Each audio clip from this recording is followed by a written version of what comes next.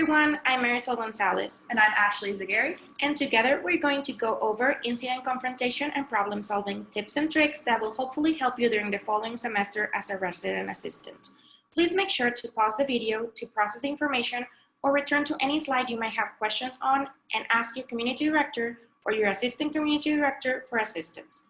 We have also added our emails to the last slide of this presentation, so feel free to contact us directly for any clarification you may have. And without further ado, let's get started. So first we're going to go over some objectives we hope you learn from our presentation. So we hope you learn how to confidently approach day-to-day incidences that you might encounter in your hall. We hope you learn how to effectively problem solve when those issues arise. And we hope you learn the importance of awareness, active listening, and communication in order to properly respond to those cases and those incidences that may arise in your hall. As you may recall during training, we mentioned the intranet and the emergency protocol manual available for resident assistants.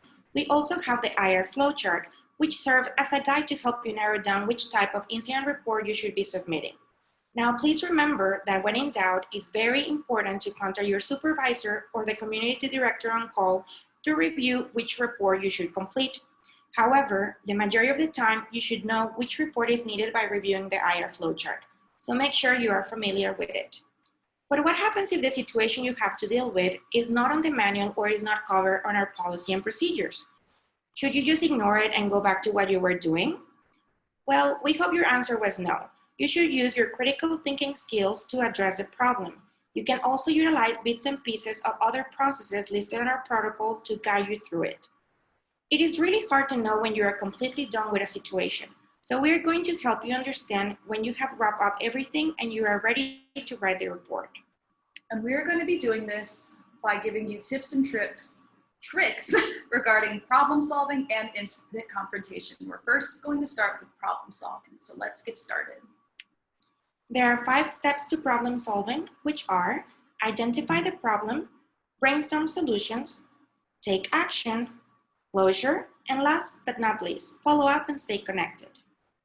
So the first step is to identify the problem. So once you have identified the problem, your first question that you should ask is everyone safe? That includes the residents involved, yourself, and the overall community. You should then ask the who, what, when, and where. So for who, the name of the persons involved in the situation. For what, a description of a thorough, detailed third-party account of the incident. So make sure again that it is in a third-party account. When, so the date and the time that the incident actually occurred, and where, the location where the incident occurred as well. Brainstorm solution is one of the most important steps on the problem-solving process. You need to make sure you know what to do based on the scenario you are dealing with. And this is where you can utilize your critical thinking skills or use the IR flowchart for guidance. Check what a specific step you should take in order to properly address the situation. Ask yourself if you should be calling someone for assistance.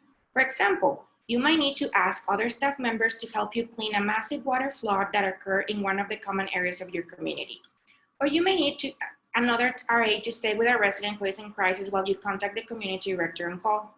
Either way, you want to make sure you know how to approach the situation and what type of resources are available. For the first scenario, for example, you need to know where the wetback is located and how to use it. And depending on the amount of water or damage, you will need to inform the city on call so they can contact maintenance on call. For the second scenario, you definitely need to utilize QPR, which stands for question, persuade, and refer. And it might be handy to know UNT Counseling and Testing Services phone number so you can inform the resident that there are resources on campus that are available for them to utilize.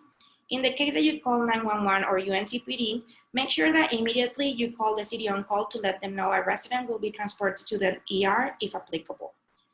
In case you don't know how to answer a question from a resident, it is completely okay to say that you don't know and that you will get back to them after checking with your supervisor. This might be immediately or a couple hours later or even the day afterwards.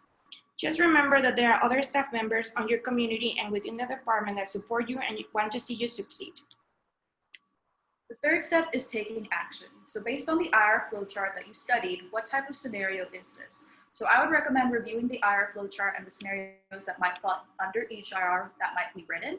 So whether it is a housing misconduct IR that needs to be written or a maintenance issue or a care report, Review those because that way it'll be a little bit easier for you to determine which scenario needs to be based on what IR. After that, ask yourself, who, if anyone, needs to be contacted?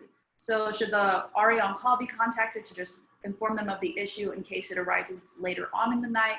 Should other RAs know? Should you contact the CD on call to just inform them of what's going on? And should UNTPD be called? And if that is the case, if you do call UNTPD, like Marisol said, always remember to contact the CD on call and relay the information that you know, tell them of the scenario, and tell them that UNTPD might possibly be coming to the building. By this time of the presentation, you might have noticed that we encourage you to ask yourself questions that will help you guide you through an incident.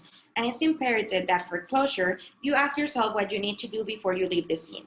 Should you gather more information, offer resources available on campus, such as money management for students who are experiencing financial difficulties, or call for backup in case the situation was escalated, for example, in a verbal altercation between residents that attracted other residents, so you need the RAs to help you in the scene with crowd control, or remind the residents about certain housing policies, such as they're being too loud and they're not following quiet hours.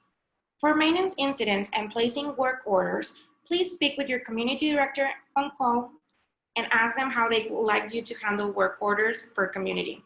In case you are required to submit a work order or write a note on the desk e-log, make sure that the note you add has as many details as possible, such as the specific location of the leak, which faucet is not working, which light is out, main room, bathroom, etc. So the full-time desk clerk the next day can properly report it and get it fixed. We want to make sure that the problem is taken care of, which is part of an excellent customer service. Remember to check the IR flowchart and write the corresponding report, and when in doubt, just ask. The last step is follow up and stay connected. So follow up and stay connected with the resident that the incident occurred in, the CD of their community, and make sure that the CD follows up potentially with the associate director, depending on the situation. Confirm with the resident if the incident was entirely resolved, so whether that is a roommate conflict and, a week after it is resolved, potentially getting in contact with both of them and asking if the situation is better and if a solution was found and if they do feel comfortable where they live, or if it's a completed work order that you think was completed but was not. So I had a situation when I was a resident assistant where I put in a work order for one of my residents and I thought it got fixed. I got a confirmation that it was fixed, but when I got in contact with the resident 2 weeks later, she told me that the light in her bathroom was never fixed and she was just too afraid to say anything. And so I knew at that point to always follow up with the resident and guarantee that the issue was fixed. So this will help maintain good relationship with the residents, and it is an easy way to provide excellent customer service that helps them feel more comfortable and confident that they are able to come to you if they have any issues in the future. Now we will go over 5 steps to help you with incident confrontation.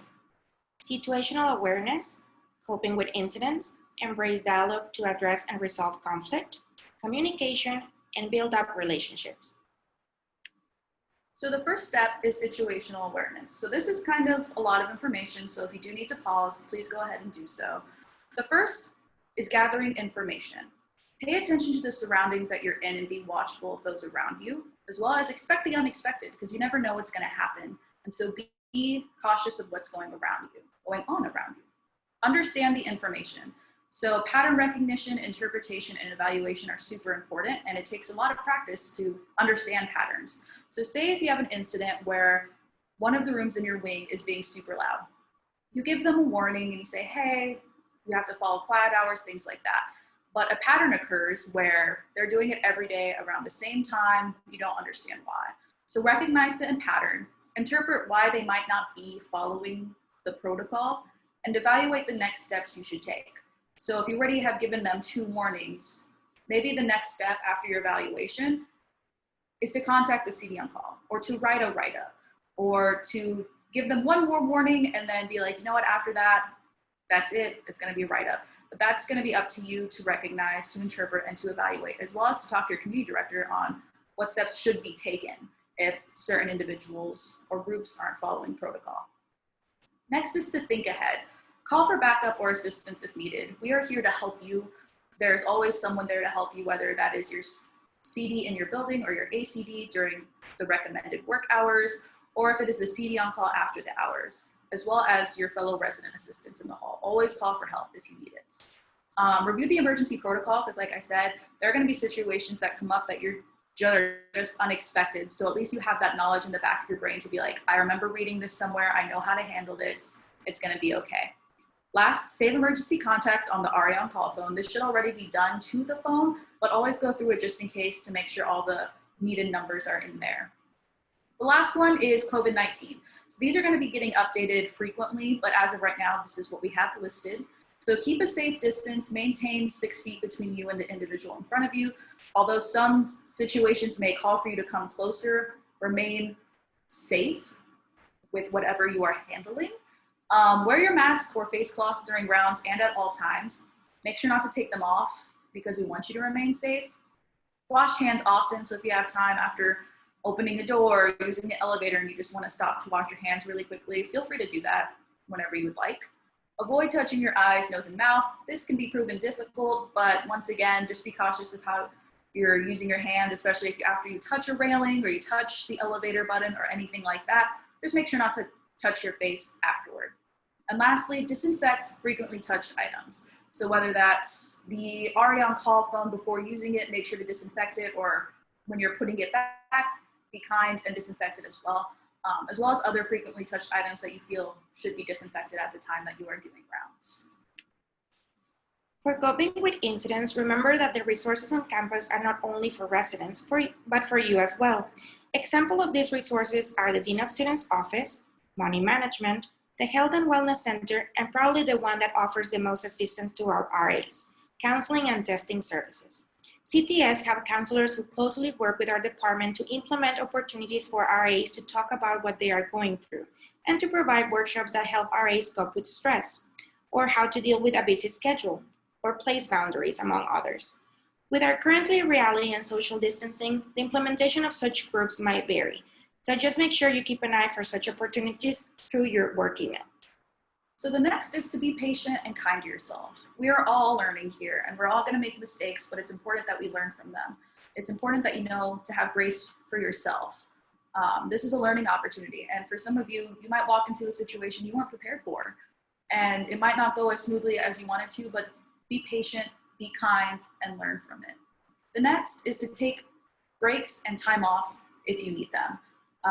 Once again, you never know what's going to happen when you're on rounds, or when you're not even on rounds. You're just an RA in the building. I've had incidences where RAs had 3 situations happen one night, or they had to stay up till 4 a.m. writing an incident report from a really, really serious situation. And during those times, I asked them, are you okay with taking some time off? Because you need some time to yourself to recuperate, to actually get some sleep, because you didn't go to bed till 5:30 in the morning. And so if you do decide to take time off or take a break, just make sure to let your community director or your assistant community director know. Talk it over. Yes, speaking with someone about what happened during your own call seems like a good idea, but please remember that you should only speak about it with your supervisor. If you decide to share the incident with a fellow RA, that person automatically becomes involved and most likely will need to write a report of some sort. So please avoid that. You also need to consider FERPA, which stands for Family Educational Rights and Privacy Act. FERPA protects every student, so be mindful of what you share and with whom. The next is giving yourself time to process events. Once again, events can be scary. Events can be nerve-wracking. Events can keep you up till 5 a.m. Hopefully that doesn't happen, but it could. So give yourself time to process the events. When I was a resident assistant and an event occurred, the next day after writing the IR report, I would always ask myself, did I handle the situation correctly? If I did, what did I do correctly? And what am I proud of for myself for handling this well? And if not, what could I have done better? And I always ask myself, could I have given more resources? Could I have contacted another RA to help me out with it, and why didn't I? But give yourself some time to process the events. So that way you know after this situation, if it does happen again down the line, you know how to handle it a little bit better. And make sure that you're taking care of yourself. We know it's easier said than done, but you must take care of yourself in order to be able to care for others. Try to keep a nap, go for a walk, do some exercise, eat right, or do something that you enjoy. But don't forget social distancing and wear your mask. The third step is to embrace dialogue to address and resolve conflict. So this is also going to take some practice and being confident in yourself to address and resolve certain conflicts that do occur on campus and specifically in your community. And so with the help of your community directors or your assistant community directors or your fellow RAs, you can learn the correct dialogue to use to address and resolve conflicts. So whether that is like I said before, a roommate issue, and taking time to talk to each roommate individually as people and then coming together. It's one of these things where it's okay to make mistakes in the beginning as long as you learn from them. And then you find ways in which you're confident to actually resolve conflicts and do better. Communication could be nonverbal, such as body language and facial expressions, verbal and written. First impressions matter, so you want to make sure you use every opportunity to switch from informal and formal registers.